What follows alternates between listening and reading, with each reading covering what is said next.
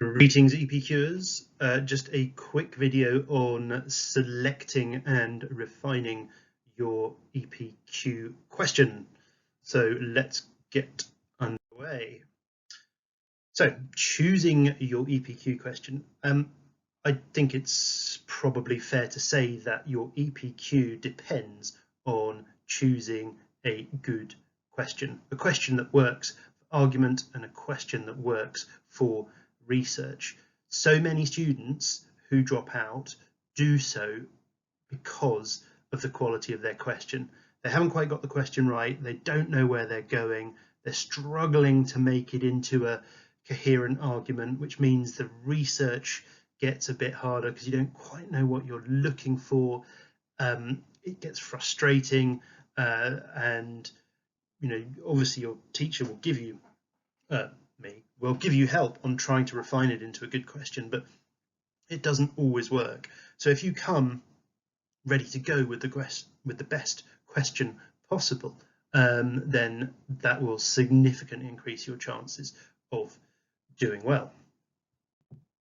Now, there are always some mark scheme fanatics out there, so just to make it clear, selecting an appropriate question is part of the EPQ mark scheme in itself. As you can see on the screen, you need to identify thoughtful objectives and produce a carefully crafted analytical, interpretive, or evaluative question. And we'll think about what that means in reality. But the choice and structure of the question is a part of the mark scheme in itself, although not a massive one. What you'll tend to find is that a badly worded question will have all sorts of issues throughout the mark scheme, but the specific selection and therefore wording of the question is considered in the mark scheme. So what makes a good question? Well, there are a couple of things to think about. First of all, it must be something that you're interested in, because you'll be spending around 80 hours on the project. For some it will be more, for some it will be a bit less perhaps, but expect to spend about 80 hours writing your EPQ when you add it up. So that's a big old chunk of time. Now, one mistake that students make is trying to think of the perfect question for university applications. So rather than doing something that they're interested in, they try and think about a question that will make university exams officers or admissions officers rather go, oh gosh, what an amazing student, what a wonderful student. And so they produce something that they think sounds great, that they think will impress people, and it doesn't particularly, but more importantly, it's a boring question to do, or it doesn't really tie in with that person's interests. So choose something that interests you in terms of subject matter and in terms of question type. Now, the question, what makes a good question, it must be a question that leads to an argument. So it can't be a simple description, no matter how complex the event. You couldn't describe the whole of the Second World War or NASA's space program. There must be an argument, and that argument must have multiple factors, so multiple strands of the argument. And identifying those multiple strands of the argument or investigation is crucial to doing well in the EPQ as well, because you might identify a good question, but unless you've worked out how to break it down into 3 or 4 competing factors or themes or ideas that you can play off against each other, again, it won't unfold into a good or interesting essay. So what do we mean by factors or themes? If, for example, you're doing a causation question, so what was the cause of the Second World War? What was the cause of the French Revolution? What was the cause of a series of riots, or something along those lines? A slightly historical or political causation question. Then there are 4 fairly standard themes or factors that you can break it down into. So you've got a political argument, so a political decision or politics was the cause of this event. Then another part of your EPQ will be exploring economic causes of the event. Then another part of EPQ could be exploring social causes of the event, and that's quite a huge area that could be split up, further split up into sub-arguments, religion, for example, or just the very nature of the values of society. Other factors could be environmental, especially in this ever-changing environmental world. The impact of, say, temperature rises, leading to crop failure, etc., etc. There's all sorts of areas that you can consider when you're looking at factors for causation. Now, don't copy these necessarily. They might work for your EPQ, they might not, but these are the kind of big areas that we need to think about. So then when you're doing your EPQ of what is the cause of event X, you've already got a kind of argument going. So this author says it was politics, this author says it was economics, this author says it was social, and this author says it was environmental. I agree with this author. I don't agree with this author because my cat, this is Mei, she's probably a better and more important member of the department than I am. Aren't you, Mei? Say something wonderful, Mei, and helpful. No, okay, fine. So I'm just going to adjust the cat. There we go. Cat properly adjusted. Ready? Yeah. Completely lost track. So yeah, when you're doing your EPQ, if you've got these clearly identified factors, the arguments unfold, and you can see how they compare against each other. If you never quite narrow down these factors, it's a lot harder for you to do the research and make the argument. And you really want about 3 or 4, but don't worry, you can break them down into sub-factors, and indeed you'll probably have to. Some other types of questions that, again, you need to think about so that they are argumentative or evaluative or analytical. Fundamentally, I think I would say that still all means argumentative, but there you go. You could have a could we question, for example. Could we colonize Mars? That was a good EPQ that was done a while ago. And again, you need to break it down into different factors for you to have your argument. So technology, do we have the technology to colonize Mars? Finance, is it cost effective to colonize Mars? Ethics, should we colonize Mars? In terms of, if there are, what was the argument she made? If there is life on Mars and we colonize it and destroy that life, blah, blah, blah, blah, blah, blah. And then political considerations when comparing to, other political and social needs.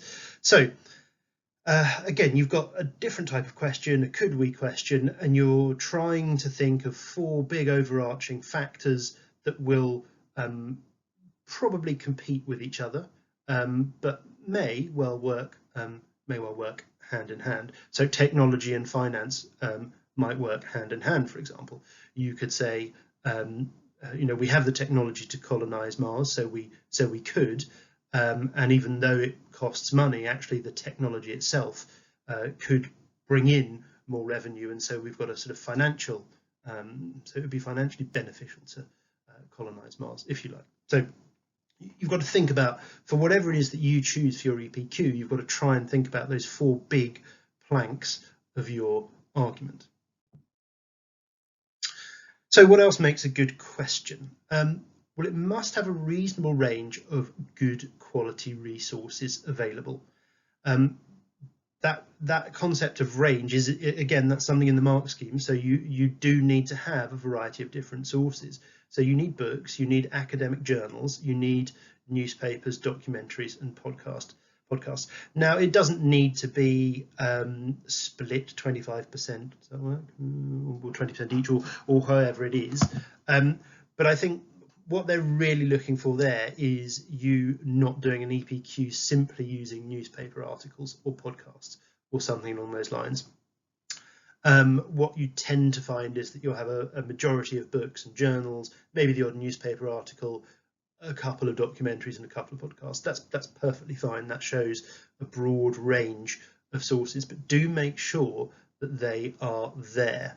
If you were doing an EPQ and it was just books and journals, that would probably be all right. If it's just podcasts or documentaries or newspapers, then no, I don't think that would be, and that would be in part because of what happens next. The resources need to be of good quality, and what that generally means is the sources need to be things like published academics, reputable newspapers, the websites of reputable organizations.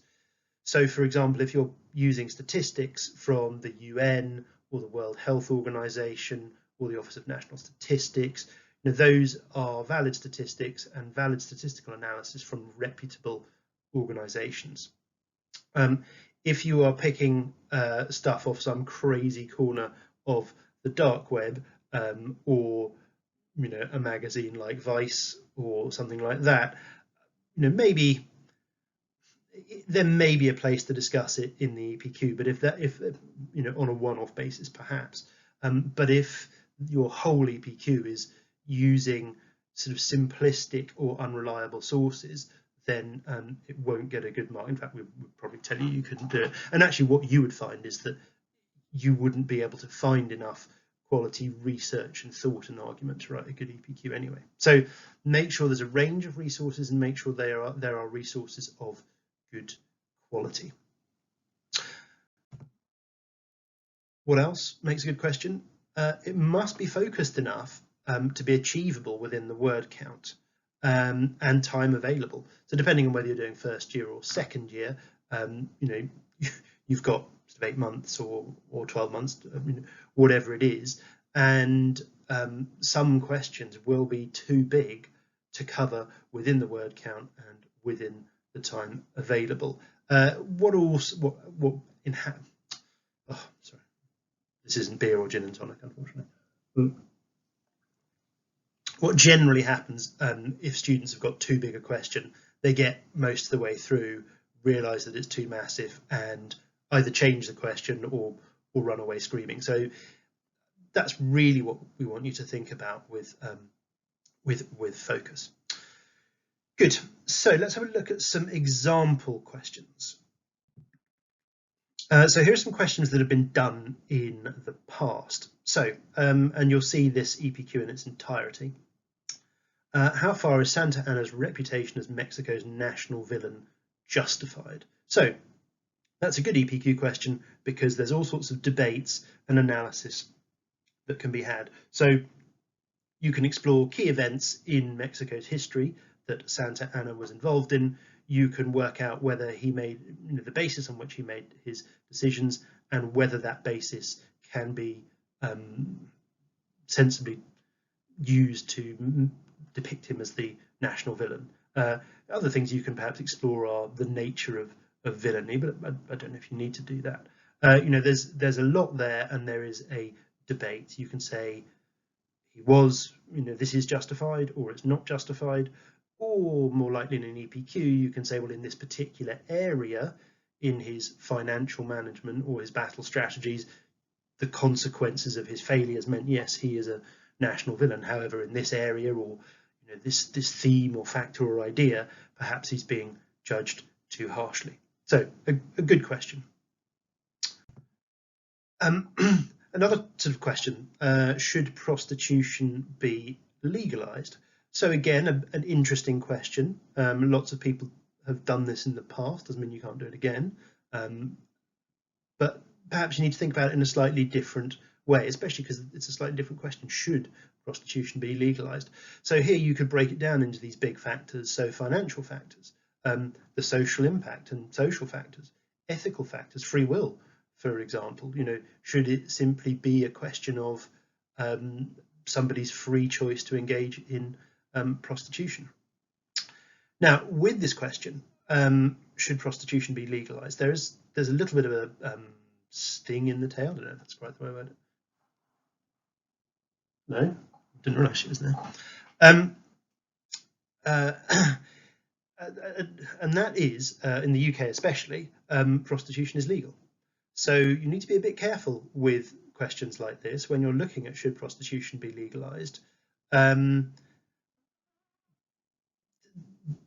That's seems in the question. It seems to suggest that you think it isn't legal. You can tweak it slightly and say, should prostitution be legal in the UK? But you do need to think about whether you're conveying an immediate impression of ignorance, or whether the question doesn't quite work. So what you could do, for example, you could expand prostitution to sex work, and then you include all sorts of different things like lap dancing, internet pornography, etc., which do occupy a whole different variety of legal situations within the UK. Now, the problem with expanding it to sex work is, again, you may, and I'm not saying you are, but you may be taking on too much. On the other hand, that could break it down into these nice, neat, clear factors. So rather than exploring this question through, financial, social, and ethical impacts as your big sort of planks of your argument, you might look at different types of sex work and then break that down. Look at financial, social, and ethical factors within that big argument itself. So another thing to think about with this question might be limiting it to the UK. Should prostitution be legalized? You could look at that on a global level, and that again might provide quite an interesting kind of debate. The nature of prostitution in the third world. Oh no, we're not supposed to call it that anymore, are we? Developing world? I don't know. I'm sure a geographer will tell me. Compared to the first world or developed world, or whatever it is that you call it these days.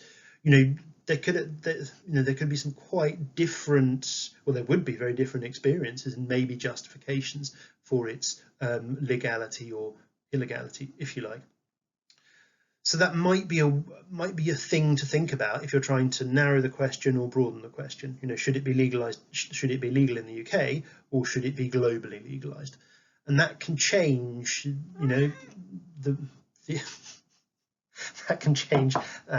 How you research, the focus, the structure, all that sort of thing. So just by tweaking a question slightly, you can make a significant difference to whether it's a good question or the direction you head in terms of research. Okay, so other types of question. To what degree should artificial intelligence be regulated? So again, we can pick out some pretty broad factors in a question like this. So should we break it down into types of artificial intelligence? We could break it down into some of those bigger things like,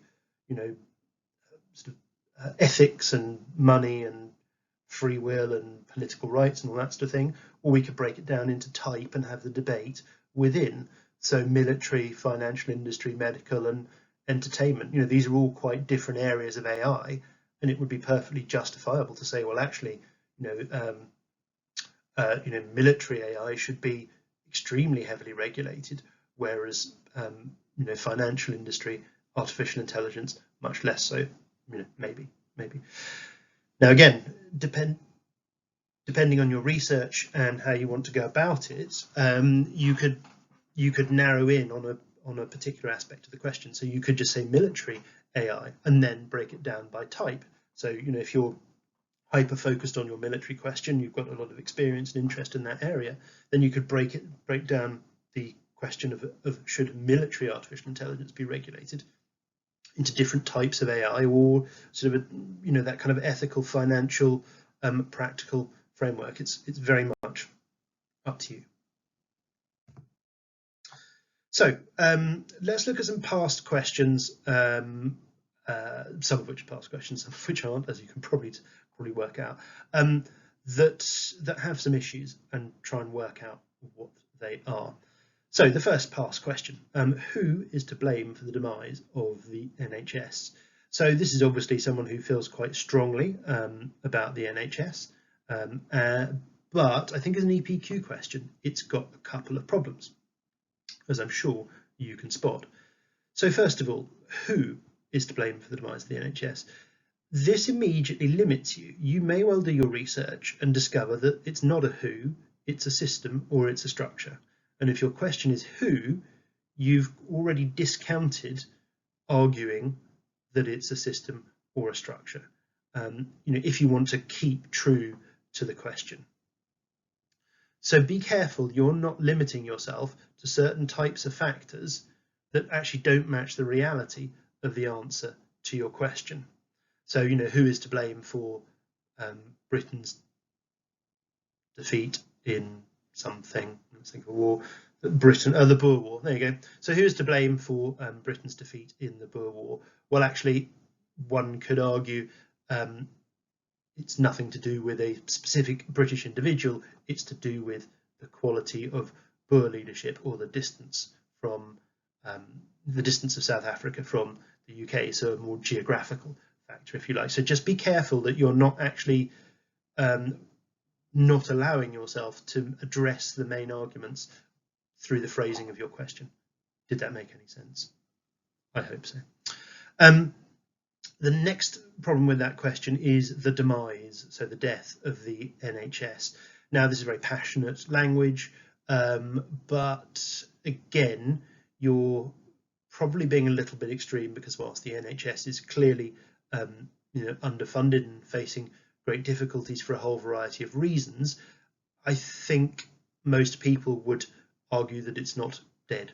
It hasn't died, and so you're probably being a bit dramatic. And again, your research will probably point to all sorts of issues within the NHS, but very few of them will actually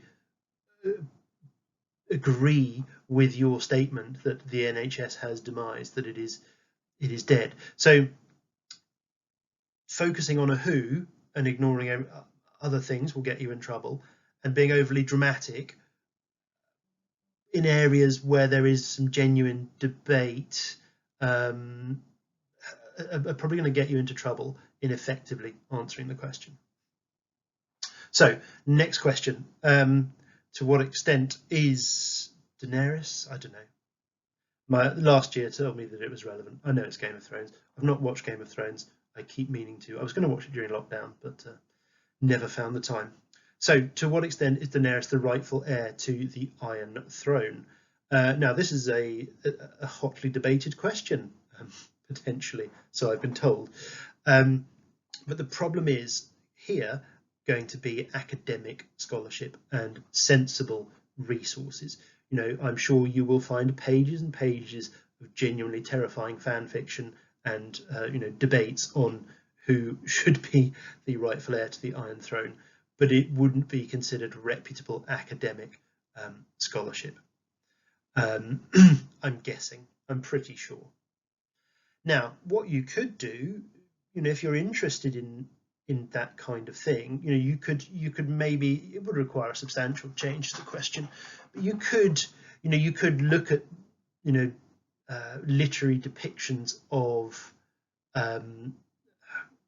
succession in fantasy novels or in literature or something like that. So there might be ways of actually getting in and exploring things like Game of Thrones, Lord of the Rings, and so on and so forth. But you would have to you'd have to do some research first and really make sure that actually you had an academic project that you could refer to. Something like Game of Thrones. And again, you need to do the research. The social impact of Game of Thrones, or depictions of women in Games of Thrones, or something like that. You might find that actually there is a bit of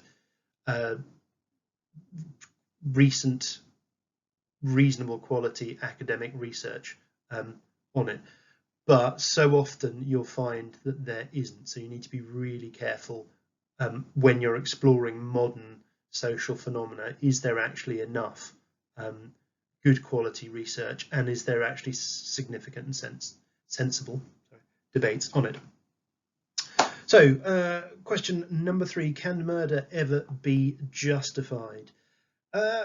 In some ways, not a bad question, and I think this one was actually done before, but again, perhaps a little bit of a problem with it is the word murder. So one could argue that murder is by definition wrong. If a murder is justified, it is no longer a murder.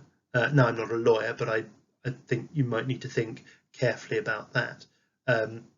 So you would probably want to focus in on the nature of a killing. Is killing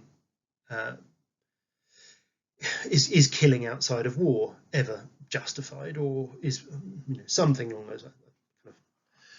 Kind of struggling with that one a bit, but hopefully you can see what I'm saying there, and it's kind of harking back to the should prostitution be legalized thing. Make sure you haven't got a core error perhaps in your question. Number 4, does communism work? So there's probably the makings of a very good question in there, and there would be plenty of argument. There would be plenty of academic argument, backwards and forwards in books, journals, take your pick. But I think the question there is probably too big. This is what we're saying when we mean look at something achievable within the time frame. How could you make this a more manageable question? Perhaps you could look at communism with reference to a particular problem in society. Perhaps you could look at it maybe with a particular country in mind. And again, a lot of these things would depend on the resources that you could find. If you've lived in another country for 10 years and you've got connections with the academic community and you wanted to do, would communism work in solving the problems of the Philippines?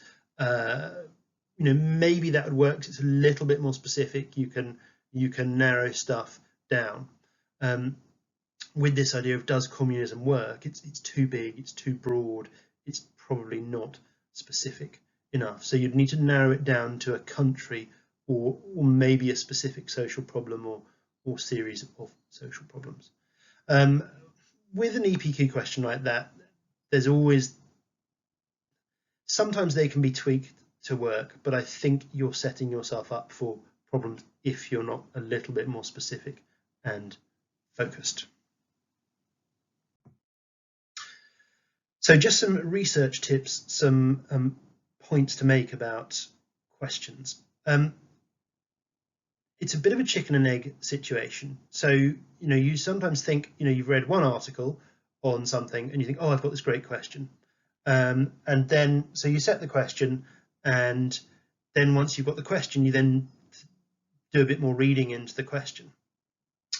The problem with that obviously can be, if you've got your area and you come up with your question, but you don't really know whether that is a genuine question in the field, whether there's enough research, whether there's enough quality scholarship, whether you found an interesting article with a question that no one else really thinks is a significant question. So you've got to go off and do more wider reading to work out whether that question is actually valid or not. Now, if you don't have a question in mind and you're doing all of this wider reading, the problem is you don't really know where you're going with it. So you think, well, there's an article on, Spanish pottery, but why am I reading it? What am I reading it for? So it can be a bit chicken and egg, but what I would strongly suggest is find your area of interest, read as widely as possible, journals, newspaper articles, and scan it for the debates that are taking place within that field. And then you'll see what kind of debates are valid, what kind of debates are sensible.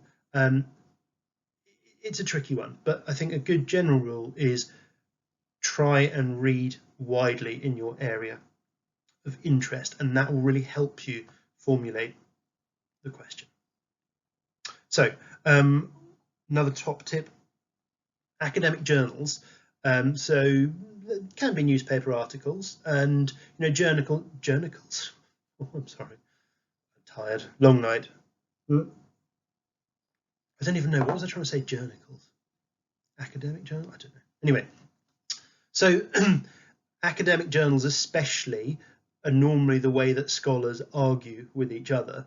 So you'll have, if you pick out an article on the historical significance of Queen Elizabeth's decisions in tackling the Spanish Armada, one scholar will say, well, it's all about this decision, and I'm writing this paper to challenge the works and words of this other scholar. So sometimes one or two academic journal articles can give you or point you towards the debates and the people who are making the other side of the debate, because they'll be constantly referencing the people who they're challenging, or who they're supporting, or whose evidence they are using.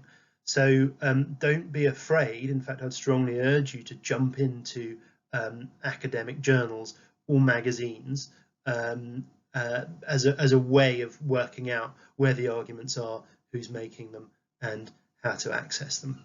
BASVIC can help with a lot of online journals. If you go to the library page and look for the resources, again, we'll do that I think I've hopefully done that in a previous video. You'll see all of the things that you can automatically get logins to, like JSTOR. But again, that's so subject specific, I'm not going to spend too much time doing that. So again, it's this slightly weird sort of chicken and egg situation of, if I don't have my question, how do I know what to research? And what was the egg? You know what I mean? Oh God. Anyway, no, I can do this. I can do this. No, it's gone. It's gone. Okay, fair enough.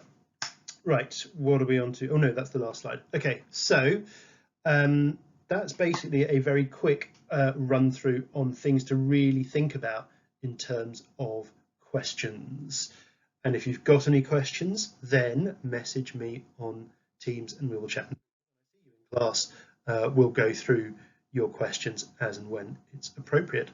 Otherwise, take care, and hopefully COVID hasn't shut us down, blown us up, or forced us to live in a bath of hand sanitizer.